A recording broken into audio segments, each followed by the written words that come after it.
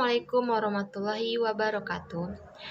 Nama saya Rindes Mahesa dengan NIM 1930502094 dari kelas BPID angkatan tahun 2019.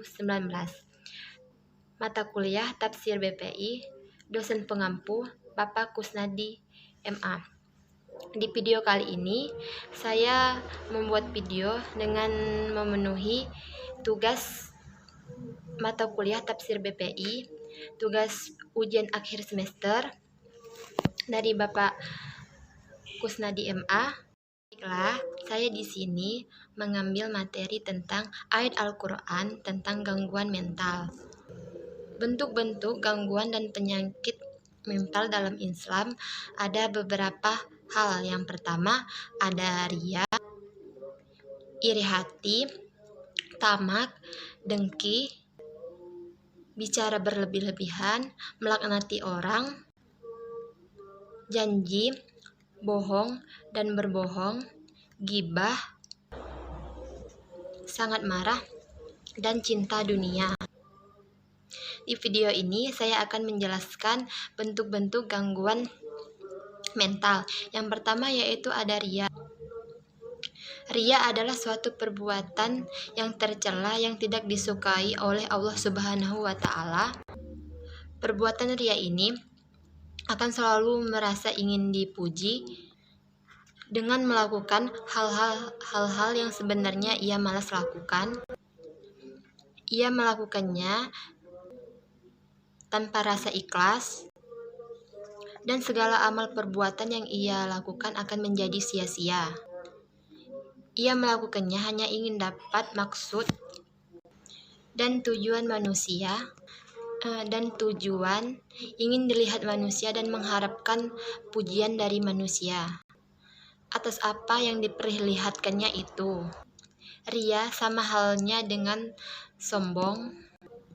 Contoh dari ria yaitu kamu membeli emas dan kamu menggunakan semua emas itu dengan niat ingin dipuji dan mendapatkan pujian dari manusia, agar kamu dipuji orang lain bahwa kamu itu kaya.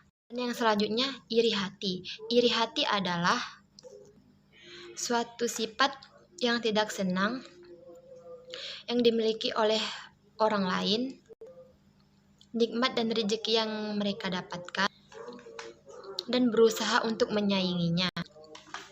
Contoh dari iri hati, misalnya si tetangga baru saja membeli mobil mewah, dan dengan dia membeli mobil mewah lalu iri melihatnya dan ingin menyaingi si tetangga tersebut. Dan selanjutnya ada dengki. Dengki adalah sifat orang yang tidak senang melihat orang bahagia dan berusaha menghilangkan nikmat tersebut. Sifat dari dengki ini sangat berbahaya. Contohnya, orang yang terlihat baik di mata orang lain, lalu ia berusaha untuk menjatuhkannya dan menjelek-jelekannya kepada orang lain. Dan selanjutnya ada tamak. Tamak merupakan salah satu sifat rakus yang sangat dilarang oleh ajaran agama Islam, karena sifat tamak akan memberi dampak buruk bagi diri sendiri maupun orang lain. Islam memperbolehkan manusia tamak pada suatu hal, yaitu tamak rasa nikmat, yaitu saat bersimpuh kepada Allah Subhanahu wa Ta'ala. Setiap muslim dianjurkan senantiasa untuk bersyukur dan cukup atas nikmat yang telah diberikan oleh Allah Subhanahu wa Ta'ala dalam berbagai keadaan dan berbagai situasi. Selanjutnya, berbicara berlebih-lebihan.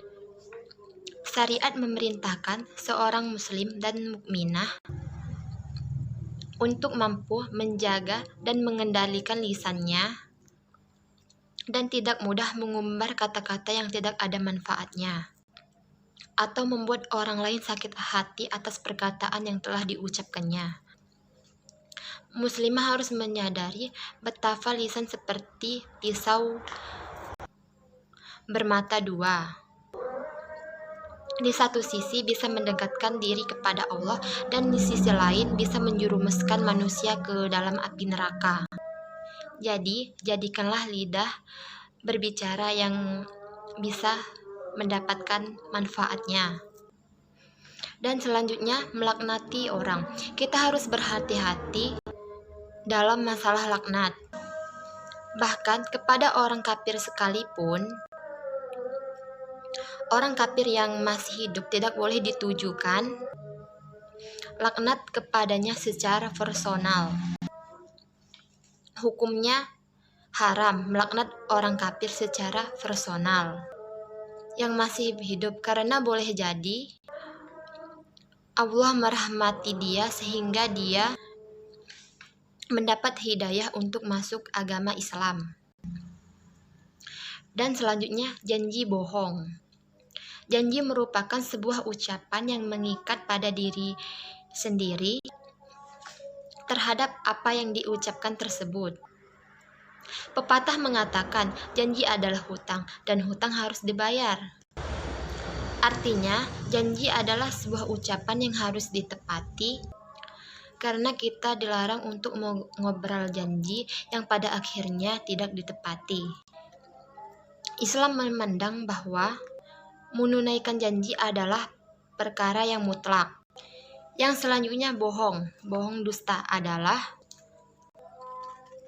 perbuatan maksiat yang menimbulkan dosa besar sebab perbuatan pengkhianat kepada kepercayaan orang lain. Orang yang berdusta sama dengan orang yang melakukan maksiat. Artinya, mereka itu adalah orang-orang yang suka mendengar berita bohong, banyak memakan yang haram. Dusta merupakan perilaku orang munafik dan perilaku yang sangat dibenci oleh Allah Subhanahu wa Ta'ala dan Rasul-Nya. Yang selanjutnya adalah ghibah. Ghibah adalah menyebutkan sesuatu yang terdapat pada diri seseorang, tentunya seorang muslim, yang membicarakan keburukan aib orang lain.